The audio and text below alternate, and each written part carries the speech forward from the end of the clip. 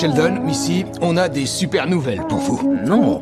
Et pourquoi j'ai pas de super nouvelles, moi? Ça ne te concerne pas. Bon alors, tu craches le morceau? Voilà, il y a 2 scientifiques de l'université du Dr Sturgis qui ont décidé de faire des recherches sur les jumeaux. Ils veulent vous rencontrer pour vous poser des questions. Quand Sheldon a appris qu'il y aurait une épreuve écrite, il était tellement excité qu'il voulait partir sur le champ. Mais Missy n'avait aucune envie d'y participer. Parce que je savais que ça ne ferait que permettre à Sheldon de rencontrer encore plus de génies. Pour la convaincre, je lui ai promis de lui acheter une glace. Je pourrais en avoir une biscuit vanille? Tu sais ce que je pense?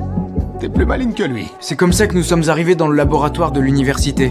Une confrontation entre intelligence et compétences sociales allait bientôt commencer. Je suis ravie d'aider à faire avancer la compréhension de moi-même. Je suis juste venue pour avoir une glace. Je vous en prie. Très vite, les tests ont commencé.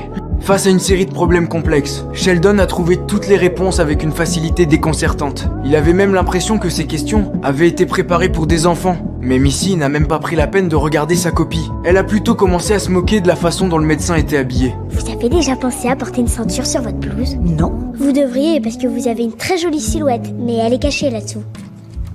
La deuxième épreuve a rapidement commencé. Le médecin a sorti plusieurs photos de chimpanzés et a demandé à Sheldon de les analyser. Mais il était incapable de comprendre les émotions cachées derrière ces images. Les chimpanzés ne boivent pas de thé. C'est tout? C'est peut-être du café, mais ils n'en boivent pas non plus de toute façon. Un élément à ajouter à propos de leur langage corporel? Non. Pendant ce temps, Missy avait déjà imaginé toute une histoire pleine d'amour, de conflits et de rebondissements. Le singe sur le tableau porte une coiffe ancienne, alors c'est probablement une mime au singe. Elle est pas au goûter, elle a dû aller faire un bowling.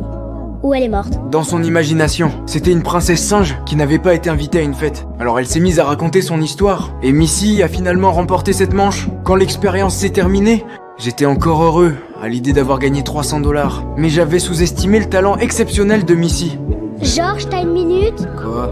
Sheldon m'a dit qu'on était payé pour répondre à leurs questions à l'université. Ouais, et alors? Alors je veux savoir combien on gagne. Ça me semble juste. Alors combien on gagne? Ce qui fait combien? Une seconde.